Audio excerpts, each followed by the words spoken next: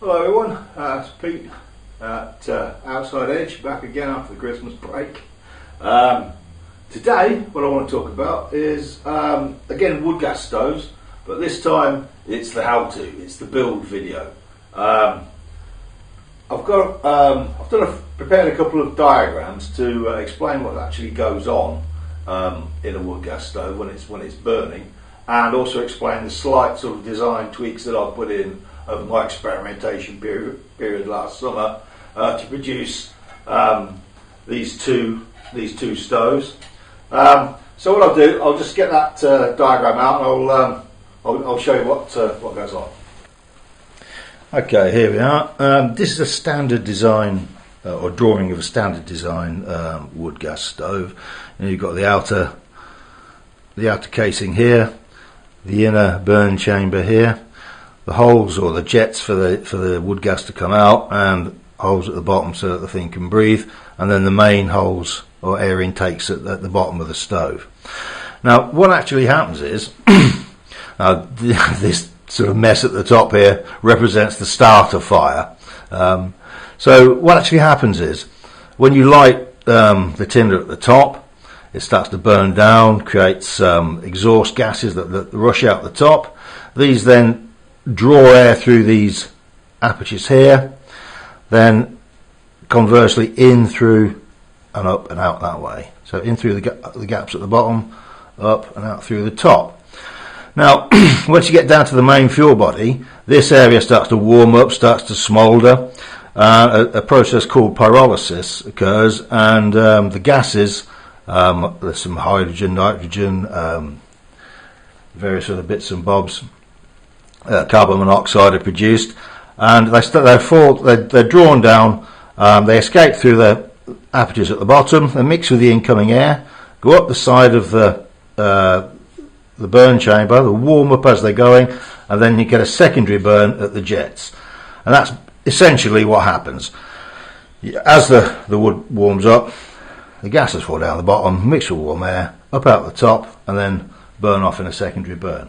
And that's the cycle on a wood gas stove. Now, towards the end of the burn, a lot of oxygen gets in at the bottom, and it burns up quite quickly. The change that I've made to the whole thing is, if I remove this, is the internal combustion chamber I've moved right down, or made it go right to the bottom of the two cans when you put them together, so to speak. So it goes right to the bottom chamber, and instead of having holes in the bottom, I put holes at the side, very low down. And the main intake holes I've raised above these holes here, the gas escape holes, if for want of a better phrase. And what happens is when all this starts up, and all the exhaust gases going out the top, it draws air in through here, then of course it draws it through the side and up. You get a small low pressure area down here because the air sort of rushing in and going up the side like so. And what that does is creates a small vacuum or part of a vacuum, and consequently draws the gases down, out, mixing and in. In doing so, it also restricts the amount of oxygen in the burn chamber, because it's being pulled out from two ends, if you like, from the fire going up and the gases going out. So it restricts the oxygen in the burn chamber, thereby prolonging the burn. So at the end of the burn, you're left with charcoal, or quite a bit of charcoal, which then extends the simmering time of the cooker. So I think, that's essentially how I've changed it, is by just moving the gas outlet holes to the side of the can at the bottom, and moving the air intake valves, or the intake holes, slightly higher up the side of the outer can, so that you get this low pressure area here. And it seems to work better. So that all being said, we'll move on and put one together. Okay, so now we'll talk about the things we're going to need. Firstly, we're going to need two 560 gram cans. I mean, these are potato tins. It's essential, however, that you get the type or design of can that are self-stacking, that interlock as they stack together. You know, the diameter of this lower ring is smaller than the diameter of the upper ring. Okay, so this is how you make the pot stand with one of the other tins. Also, for the burn chamber can, we want the same specification with a lower connecting ring, if you like, of a smaller diameter to the top one, so the self-stacking type. Okay, that's essential, pivotal in fact.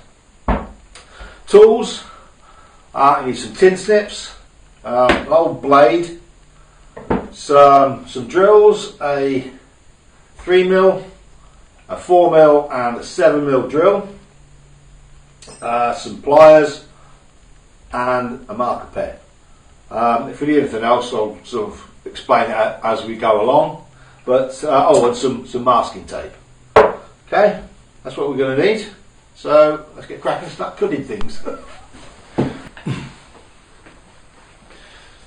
Okay, firstly what we need to do is remove the contents of our tins here. So what I've done, using a knife, I've done this one earlier, using a knife, your old blade, old kitchen blade, just bang down like so, then cut across, and so cut across there. Always remember to keep your knife behind the blade, of course, you know, there are any accidents. Just bend it up like so, grab your pliers, bend that up, that one up, like so. Of course I've already emptied this tin, but then you can then empty the contents and your tin's ready to go. And the reason you do it this way is because we want to retain this metal on the top, because this is where our burn chamber sits inside, so we need that metal on top. Okay, for the burn chamber it's important to remember that we use a down cutting can opener so that you retain this top ring on the can, because we need that to stop the burn chamber falling inside the outer can. Failing that, you can always use a ring pull, which does exactly the same job. You just pull the ring and it leaves the ring behind. You need that top ring. Okay, next we need to mark out the hole we're going to cut in the top to accommodate the burn chamber. So we place it centrally on top of the larger can. We get our fat tip pen. I've sharpened this one for the job. Hold it down firmly, and just making sure we're completely central. We mark around the bottom of the burn chamber, marking on top of the outer can. Okay, like so. For the next step, what I've done is added a piece of masking tape around the bottom of the can, and on a line that's about an inch up from the bottom of the can, I've marked 16 equidistant holes. These are going to be our air intake holes. How I did that was I put some tape on, slightly overlapping by about so much of an inch, about 3/4 of an inch, and then using a sharp blade just cut through both pieces of tape.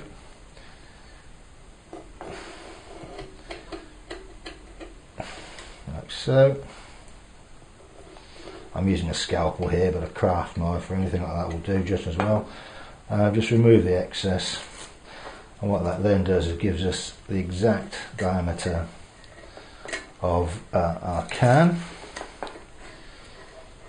Just clip that bit at the end, and then remove it, lay it on a flat surface like so, not too tight, we don't want to stretch it. Then just measure the distance and using a calculator divide it by 16, and then simply reapply it back to the can. Oh, and obviously whatever that distance is, these are set of compasses and mark whatever distance it is off. And I use that for spacing all the holes throughout this build, so that's that bit explained. Okay. And just as a demo there, I've just done exactly that there. 19.1mm This is for 12 holes that go around the top of the burn chamber. So, you know, alright, a little bit of precision, doesn't hurt, does it? You could just guess it or rough it out, it doesn't really matter, but as I say, a little bit of precision doesn't hurt.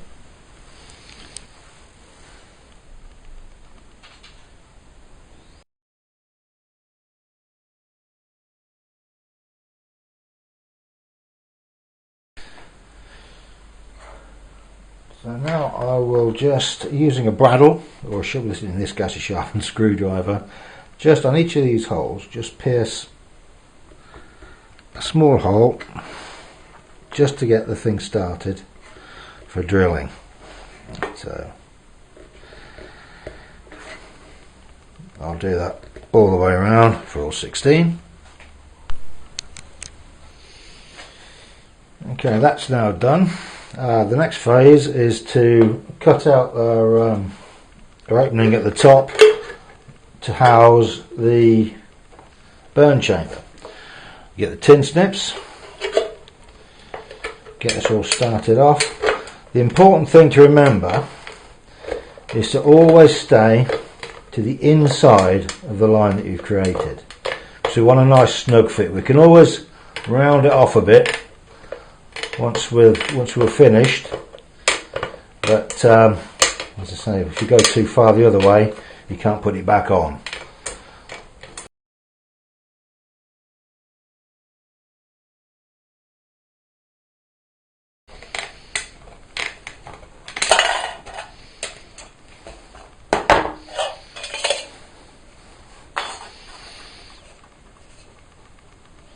Like so.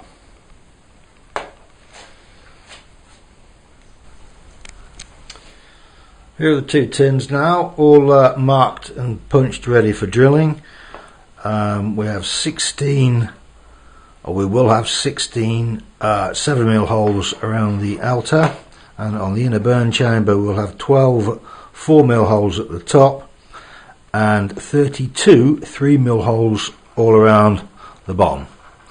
Right, I'll just pop out to my production facility, or shed, get all that drilled, and then we'll come back and fit the whole thing together.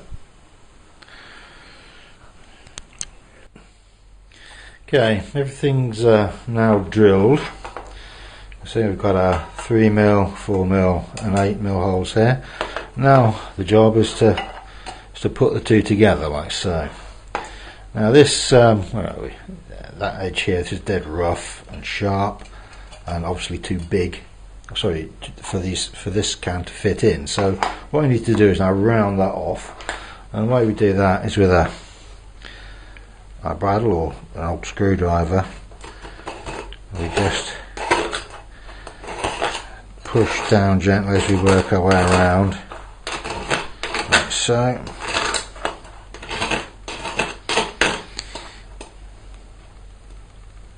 Gently just fold that in with this kind of action. Not too firm.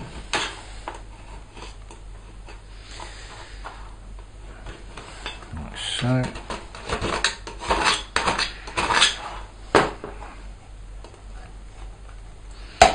Oops.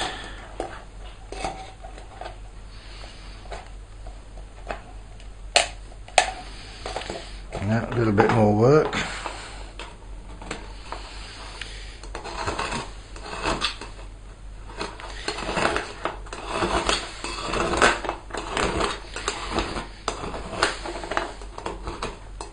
Maybe there. That's not getting stubborn.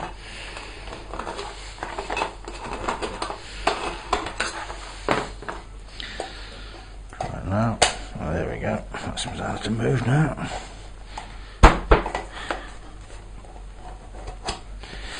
That's it. There we go. Perfect. Nice snug fit there inside. Don't worry about this plastic lining, that'll burn off with the first burn that you do. Lovely. Spot on, just what we need. Okay, so there's a burner. what we need to do now is make the flame concentrator. I'm going to use one of these, a small stainless steel, I don't know, serving bowl, or nut bowl or something like that.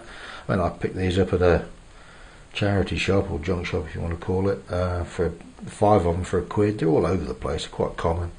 But fortunately, that fits perfectly in the top of our burner, like so. So if I cut it off at about that level there, that should give me the perfect flame concentrator for this burner. And you have to be a bit creative at this stage. If you can't find one of those, something else might do. Or when you cut do the inner or the burn chamber, leave sort of so much of the tin on the outside, so that that would act as a flame concentrator. But I prefer to use this method. This is from the other one, so that's sort of basically what it looks like once it's on. And if I get the pot stand from the other one, like so, that sits inside. So you see, we're nearly there.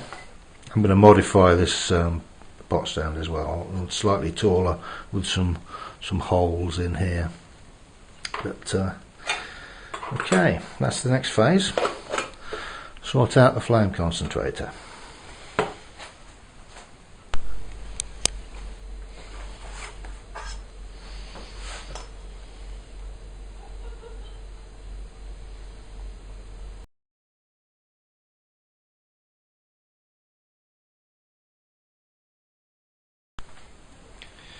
Okay, so there's the pot stand drawn out with all the holes marked on it. So I'll go and drill that now. I did it flat out like that because it's really difficult to follow or to make a line, or cut a line I should say, when it's in the round, if you know what I mean. It's the angles are all funny, so it's pre-marked, so I'll just follow the lines to cut those holes out when I've drilled it. Okay.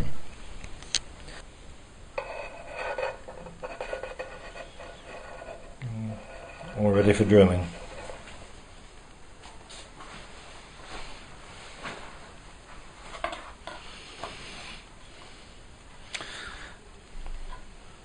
I've got to change my work sides because the lighting's gone, so just snip down to the line here.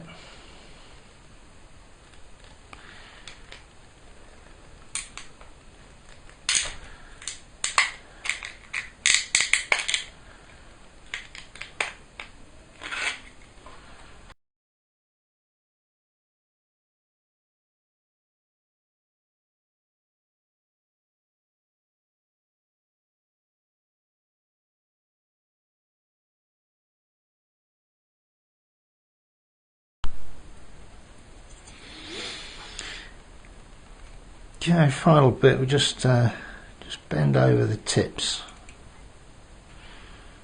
of these points, a pair of pliers, like so. So it looks quite flimsy, but you'll be surprised how robust it is once you get it fitted. Right, like so. I'm going to bring our burner back. There we have it. Pot stand will sit on top.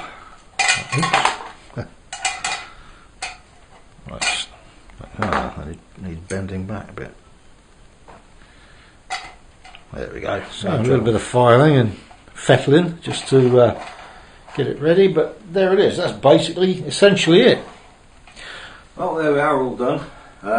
It's got a 400 gram tin as a burn chamber. This bit looks a bit like a crown, so the Bush King 400 is born. You could actually sort of spray it with high temperature paint, as I have done with my previous models. But one thing you can do with these is, if you take the ring off, turn the flame concentrator upside down, the pot stand slips on the bottom like so, And if you cut the bottom off of another tin using a side cutting can opener, you can actually make a lid that sits quite comfortably, a perfect fit on the top, like so. Got a piece of elastic or shock cord, whatever you call it, holds it all on, and there you go. Just chuck it in your bag like that. You can load it or preload it, you know, put your fuel in, and then you start the fire on top, put the lid on, keep it all together, and then when you get where you're going, or you fancy a cup of tea or make some bacon and egg or anything like that, you can just get it out and light it up. Really good, you know. They last, you know, they'll probably last you about a year, I don't know, if not more. Once it's sprayed, stops it rusting quite so much. I've stopped buying gas, I'll just use these.